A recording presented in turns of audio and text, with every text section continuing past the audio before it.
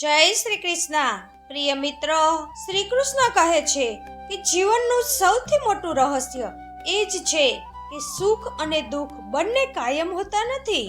આજે જે ખુશી છે તે કાલે બદલાઈ શકે છે અને આજે જે દર્દ છે તે પણ સમય જતાં મટી જશે. તો પછી કેમ ડગમગી જાઓ છો? જ્યારે સમુદ્રમાં લહેરો ઉઠે છે ત્યારે શું સમુદ્ર પોતાની ઊંડાઈ ગુમાવી દે છે? ના, તે વધુ વિશાળ બનીને એ લહેરોને પોતાનામાં સમાવી લે છે. તેવી જ રીતે તમે પણ તમારી આત્માની ઊંડાઈમાં ઉતરતા શીખો, કારણ કે ત્યાં કોઈ તોફાન અસર કરી શકતું નથી. સુખ મળવા પર અહંકાર ન પાડો અને દુઃખ આવવા પર હતાશ ન થાઓ, કારણ કે બંને તમારી કસોટી કરવા માટે જ આવે છે. શું તમે ક્યારે વિચાર્યું છે, જો જીવનમાં માત્ર સુખ હોય તો માણસ શું શીખત, અને જો માત્ર દુઃખ હોત તો માણસ જીવન કેવી રીતે જીવેત? બંનેનું આવવું જરૂરી છે, જેથી તમે સંતુલન રાખી શકો અને સમજી શકો, ધીરજ શીખો અને તમારી આત્માના પ્રકાશ સુધી પહોંચી શકો. યાદ રાખો, કૃષ્ણ હંમેશા કહે છે કે જે સ્થાયી છે તે જ સત્ય છે અને તે છે તમારું આત્મજ્ઞાન. સુખ અને દુઃખ તો માત્ર પડછાયા છે, તેમને પકડવાની કોશિશ ન કરો. જ્યારે તમે સંતુલિત રહેશો ત્યારે જ તમે મુક્ત રહેશો. એટલા માટે દરેક પરિસ્થિતિમાં ખુદને યાદ અપાવો કે હું લહેર નથી, હું સમુદ્ર છું. જ્યારે તમે જીવનની રાહ પર ચાલો છો ત્યારે ઘણીવાર પરિસ્થિતિઓ તમને હચમચાવી દે છે. ક્યારેક અપાર સુખ મળે છે તો દિલ ઉડવા લાગે છે, અને ક્યારેક દુઃખનો બોજ એવો પડે છે કે શ્વાસ લેવો પણ કઠિન થઈ જાય છે. પરંતુ આ એ જ ક્ષણ છે જ્યાં કૃષ્ણનો સંદેશ તમને સંભાળે છે. ક્યારેય સુખ દુઃખના છપાટામાં ડગમગશો નહીં. વિચારો, જો એક નાવ દરેક લહેર સાથે આમ તેમ હલતી રહે તો શું તે કિનારા સુધી પહોંચી શકશે? ના, માત્ર એ જ નાવ કિનારે પહોંચે છે જેની પાસે મજબૂત પતવાર એટલે કે નાવ ચલાવનાર હોય અને જેના નાવિકને હાથ સંતુલિત રહેતો હોય. તેવી જ રીતે તમારું જીવન પણ છે. સુખ આવે તો તે તમને ઊંચે ઉઠાવવા માંગે છે અને દુઃખ આવે તો તે તમને જમીન પર પછાડવા માંગે છે. પણ તમે શું નક્કી કર્યું છે? શું તમે તમારી જાતને આ ભાવનાઓનું રમકડું બનાવી લેશો, કે તમે દ્રઢ બનીને ઊભા રહીને બતાવશો કે તમારી અંદરની શક્તિ આ ક્ષણભંગુર ભાવનાઓ કરતાં ક્યાંય મહાન છે? યાદ રાખો, આત્મા ક્યારેય ડગમગતી નથી, માત્ર મન ડગમગે છે. અને મન પર વિજય એ જ મેળવી શકે છે જે હર હાલમાં સંતુલન જાળવતા શીખી લે છે. સુખના સમયે એ ન ભૂલો કે આ પણ પસાર થઈ જશે, અને દુઃખના સમયે એ ન વિચારો કે અંધારું સદા રહેવાનું છે. જીવનની દરેક પળ બદલાય છે, જેમ ઋતુઓ બદલાય છે. બસ તમે તે બનો જે દરેક ઋતુમાં પોતાના મૂળ સાથે જોડાયેલું રહે છે. તે વૃક્ષની જેમ જે આંધી આવે તો તેની ડાળીઓ નમી જાય છે, પણ મૂળ ક્યારેય તૂટતા નથી. તેવી જ રીતે દુઃખના સમયે નમો, સહન કરો પણ તૂટો નહીં, અને સુખના સમયે સીધા ઊભા રહો પણ ફૂલોના બોજથી એટલે કે સફળતાથી અભિમાન ન કરો. કૃષ્ણ આજ તો શીખવે છે, સ્થિતપ્રજ્ઞ બનો, એટલે કે પરિસ્થિતિઓ ગમે તેવી હોય તમારું મન સ્થિર રહેવું જોઈએ.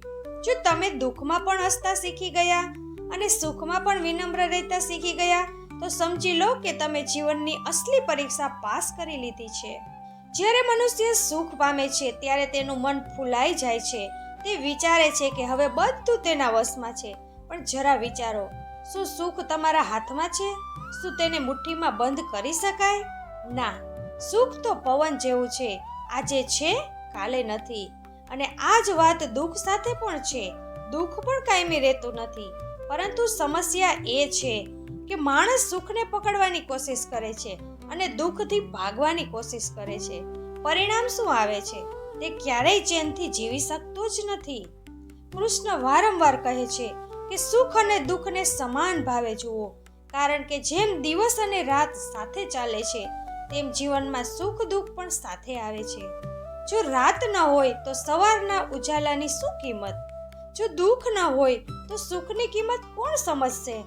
એટલા માટે જે દુઃખ તમને પાડી દે છે તે જ તમને મજબૂત પણ બનાવી દે છે. અને જે સુખ તમને હસાવે છે તે જ તમને સજાગ પણ કરે છે. એક વાત યાદ રાખો, જો તમે દરેક પરિસ્થિતિમાં શાંત રહ્યા તો દુનિયાની કોઈ તાકાત તમને હલાવી શકશે નહીં. શું તમે પર્વત જોયો છે? આંધીઓ આવે છે, તુફાન ઉડે છે, પણ પર્વત પોતાની જગ્યાએ અડગ ઊભો રહે છે. તેવી જ રીતે તમારે પણ તમારા જીવનમાં પર્વત જેવા અડગ બનવાનું છે. લોકો તમારી મજાક ઉડાડશે, તમને પાડવાની કોશિશ કરશે, તમારી પાસેથી દૂર ચાલ્યા જાય, પણ તમે તમારી જાતને ખોશો નહીં. દુઃખમાં જો તમે તૂટી જશો તો લોકો તમને દયાની દ્રષ્ટિએ જોશે, અને સુખમાં જો અહંકારમાં ડૂબી જશો તો લોકો તમારાથી દૂર ભાગશે. પરંતુ જો તમે સંતુલિત રહેશો તો તમારી આભા એટલી પ્રબળ હશે કે લોકો તમારી પાસે ખેંચાઈ આવશે. આ જ છે સંતુલનની શક્તિ. શું તમારું જીવન બીજાના હાથની કઠપૂતળી છે, કે તમે એટલા મજબૂત છો કે સુખ દુઃખ તમારા દરવાજેથી પસાર થઈ જાય પણ તમારા અંદરનો પ્રકાશ ક્યારેય ઝાંખો ન પડે? આ જ છે સાધના, અને આ જ છે સાચી શક્તિ. તમારા જીવનનો સૌથી મોટો ભ્રમ એ જ છે કે તમે સુખને સ્થાયી માનો છો અને દુઃખને અંત માની લો છો. પરંતુ સત્ય તો એ છે કે બંને એક પ્રવાહ માત્ર છે. જે રીતે નદીનું પાણી ક્યારેય થોભતું નથી, તેમ સુખ દુઃખ પણ રોકાતા નથી. જો તમે વહેતા પાણીને રોકવાની કોશિશ કરશો તો તે હાથમાંથી છરી જશે, અને જો દુઃખની ધારાથી બચવા ભાગશો તો તે તમને વધુ ઊંડે ખેંચી લેશે. સમાધાન શું છે? સમાધાન એ જ છે કે તે પ્રવાહને સમજો, તેને સ્વીકારો, તેની સાથે વહેતા રહીને સંતુલન જાળવો. વિચારો, જો સૂરજ સદા ચમકતો રહેત અને અંધારું ક્યારેય ન આવત તો શું માણસ વિશ્રામ કરતા શીખત? જો ધરતી પર માત્ર ઠંડી જ રહેત અને ગરમી ક્યારેય ન આવત તો જીવન ટકી જ ન શકત. તેવી જ રીતે જીવનમાં સુખ દુઃખનું આવવું ખૂબ જ જરૂરી છે. દુઃખ તમને સહનશીલ બનાવે છે અને સુખ તમને વિનમ્ર બનાવે છે. બંને મળીને જ તમને પરિપક્વ કરે છે. કૃષ્ણનો સંદેશ સ્પષ્ટ છે: પોતાના મનને સાધો, કારણ કે જ્યાં સુધી મન સાધવામાં નથી આવતું ત્યાં સુધી તે દરેક ખુશી પર ઉછળી પડશે અને દરેક દુઃખ પર તૂટી જશે. અને એક તૂટેલું મન ક્યારેય સાચો નિર્ણય લઈ શકતું નથી. જ્યારે મન અસ્થિર હોય છે ત્યારે માણસ સાચાને ખોટું અને ખોટાને સાચું સમજી લે છે. આ જ કારણે કૃષ્ણ ગીતામાં કહે છે કે જેણે મન જીત્યું તેણે સંસાર જીત્યો. જરા થોભો અને ખુદને વિચારો અને ખુદને પૂછો, શું તમારા સુખ દુઃખ તમને ચલાવી રહ્યા છે કે તમે તેમને ચલાવી રહ્યા છો? જો તમે તેની પાછળ ભાગી રહ્યા છો તો તમે બંધનમાં છો, અને જો તેઓ તમારી પાછળ ચાલે છે તો તમે મુક્ત છો. આ જ મુક્તિનો માર્ગ છે. એક દીવાને જુઓ, જ્યારે આંધી આવે છે ત્યારે તેની જ્યોત કાપે છે, પણ જો દીવાને ઢાંકી દેવામાં આવે તો આંધી પણ તેનું કંઈ જ બગાડી શકતી નથી. તેમજ જ્યારે તમે આત્માના શરણમાં ટકી જાઓ છો તો કોઈ પણ પરિસ્થિતિ વિચલિત કરી શકતી નથી. ત્યારે તમે દુઃખમાં પણ સ્મિત આપો છો અને સુખમાં પણ સ્થિર રહો છો. જ્યારે માણસ દુઃખમાં ડૂબી જાય છે ત્યારે તેને લાગે છે કે તેનો અંત આવી ગયો છે. આંસુ વહે છે અને દિલમાં બોજ એટલો વધી જાય છે કે શ્વાસ લેવો મુશ્કેલ લાગે છે. પણ જરા થોભીને વિચારો, શું આ એ જ દિલ નથી જેણે ક્યારેય ખુશીમાં નાચતા ગીતો ગાયા હતા? તો શું આનો અર્થ એ નથી કે દુઃખ પણ અસ્થાયી છે અને એક દિવસ પસાર થઈ જશે? હા, આ જ સચ્ચાઈ છે. કૃષ્ણ એ જ તો શીખવે છે કે દુઃખથી ગભરાશો નહીં, કારણ કે દુઃખ તમને તોડવા નહીં પણ નવું ઘડતર કરવા આવ્યું છે. જેમ કુંભાર માટીને ચાક પર ફેરવીને વારંવાર થપથપાવીને આકાર આપે છે, તેમ જીવન તમને ઘડે છે. દરેક ઠોકર, દરેક હાર, દરેક તકલીફ તમને વધુ મજબૂત કરે છે. જો તમે આ પીડાને સ્વીકારી લેશો તો એ જ તમારી સૌથી મોટી શક્તિ બની જશે. અને જ્યારે સુખ આવે છે ત્યારે તે પણ પરીક્ષા લઈને આવે છે, કારણ કે સુખ તમને લાપરવાહ બનાવી શકે છે, અહંકારી બનાવી શકે છે. એટલે જ કૃષ્ણ કહે છે કે સુખમાં પણ સજાગ રહો અને દુઃખમાં ધીરજ રાખો. જો સુખમાં ખુદને ખોઈ દેશો તો પતન થશે, અને દુઃખમાં તોડી નાખશો તો ક્યારેય ઊભા નહીં થઈ શકો.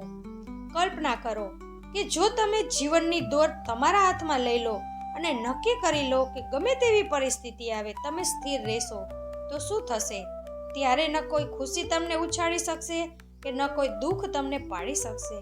તમારું મન લહેરોથી નહીં પણ સાગરની ઊંડાઈથી જોડાઈ જશે. તમે શરીર નથી, મન નથી, તમે આત્મા છો અને આત્મા ક્યારેય ડગમગતી નથી. શું તમે તે બનવા માંગો છો? તે આંધીઓની વચ્ચે પણ દીવાની જ્યોતની જેમ બળતો રહે. આ જ ગીતાનો સાર છે. જીવનનો સૌથી મોટો ખેલ એ જ છે કે તે આપણને સતત બદલાતી પરિસ્થિતિઓમાં નાખે છે. ક્યારેક બધું પક્ષમાં હોય, ચારે બાજુ ખુશીઓ હોય અને અચાનક એવો સમય આવે કે લોકો દૂર ચાલ્યા જાય, સંજોગો એકલા કરી દે. પરંતુ સચ્ચાઈ એ છે આ ઉતાર ચઢાવ જ જીવનને અર્થ આપે છે. જો માત્ર સુખ હોત તો ધૈર્યની કિંમત કોણ સમજત? કૃષ્ણ કહે છે જે સુખ દુઃખમાં સમાન ભાવ રાખે છે તે જ બુદ્ધિમાન છે. વિચારો, જ્યારે વૃક્ષ પર ફળ આવે છે ત્યારે તે ગર્વથી એમ નથી કહેતું કે હું મહાન છું, અને જ્યારે પાનખર આવે છે ત્યારે તે વિલાપ નથી કરતું હવે મારું જીવન પૂરું થઈ ગયું. વૃક્ષ બસ સ્થિર ઊભું રહે છે કારણ કે તેને ખબર છે કે દરેક ઋતુનો પોતાનો સમય હોય છે. દુઃખ આવે ત્યારે વિચારો કે તે ધૈર્ય શીખવવા આવ્યું છે, અને સુખ આવે ત્યારે વિચારો કે તે વિનમ્ર રહેવાની તક આપે છે. જો તમે બંનેને ગુરુ માની લેશો તો દરેક પરિસ્થિતિ તમને ઊંચે ઉઠાવશે. આત્મસન્માન અને સંયમ એવા અસ્ત્ર છે જે વ્યક્તિને દરેક સંકટમાંથી ઉગારી શકે છે. હાર કે જીત કાયમી નથી, બધું સમય પર આધારિત છે. શ્રી કૃષ્ણ કહે છે કે જે વ્યક્તિ પોતાની અંદરના શત્રુઓ પર અહંકાર, લોભ અને મોહને જીતી લે છે તે જ સાચો વિજેતા છે. આજની ટેકનિકલ દુનિયામાં અંદરની શાંતિ અને સાચા સંબંધોની વધુ જરૂર છે. સફળતા એટલે માત્ર ધન નહીં પણ સંતોષ અને સંતુલન છે. ક્ષમા, પ્રેમ અને સેવા જ જીવનના આધાર સ્તંભ છે. ગઈકાલની ભૂલોમાં ગૂંચવાયેલા રહેશો તો આવતીકાલની તકો ગુમાવી દેશો. જિંદગી ટૂંકી નથી પણ લોકો જીવવાનું જ મોડું શરૂ કરે છે. આ ઘા ઉજવવા હોય તો તેને વારંવાર અડવાનું બંધ કરવું પડે છે. અપેક્ષાઓ ખૂબ તકલીફ આપે છે. અહંકાર પણ જરૂરી છે જ્યારે વાતમાં આત્મસન્માનની હોય. જ્યારે જિંદગીની ગાડી પાટા પર હોય ત્યારે બધા સાથ આપે છે, પણ રસ્તો ખરાબ થાય ત્યારે કોઈ સાથ નથી આપતું. સારા બનો પણ ખુદને સાબિત કરવા પાછળ સમય ન બગાડો. છેલ્લે હર ક્ષણ ખુદને તૈયાર રાખો. પરિણામ જે પણ હોય, તમારો સંઘર્ષ અને સાહસ જ તમારી અસલી ઓળખ બનશે. તો મિત્રો, આજના વિડીયોમાં બસ આટલું જ. હું આશા રાખું છું કે આ વિડીયોમાંથી તમને ઘણું બધું શીખવા મળ્યું હશે, અને આ વાતને જો તમે બરાબર સમજી લેશો તો તમારા જીવનમાં પણ પરિવર્તન આવી શકે છે. ભગવાન તમારી બધી મનોકામના પૂર્ણ કરે. હંમેશા હસતા રહો, ખુશ રહો, સ્વસ્થ રહો. અમારી ચેનલ પર પહેલી વાર આવ્યા હોય તો ચેનલને સબસ્ક્રાઇબ કરવાનું ન ભૂલતા, અને એક લાઈક કરી કમેન્ટમાં જય શ્રી કૃષ્ણ જરૂર લખી દેજો. ફરીથી મળીશું આવતા વિડીયોમાં. જય શ્રી કૃષ્ણ. રાધે રાધે.